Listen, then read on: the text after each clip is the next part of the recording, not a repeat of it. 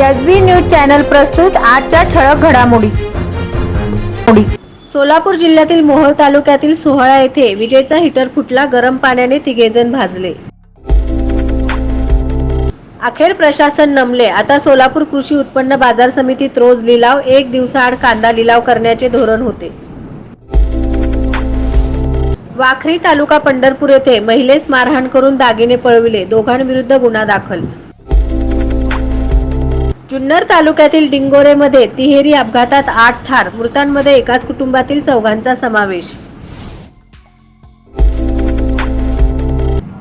जिल्हाभरात विशेष मोहीम, प्रधानमंत्री मातृवंदना योजना नव्या स्वरूपात, गर्भवतींना आता 6,000चा लाभ।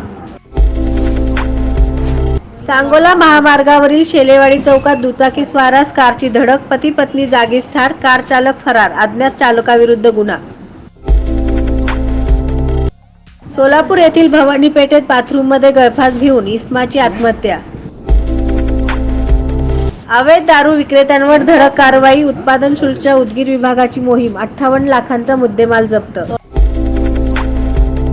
चोरट्या दारूची बेकायदा विक्री करणारे चौघे तडीपार, वाई तालुक्यातील देगाव येथील चौघांचा समावेश। मंगळवेढा येथील डोंगर गावात ट्रकचे हप्ते भरले नाही म्हणून ड्रायव्हरचे अपहरण, तिघांवर गुन्हा दाखल।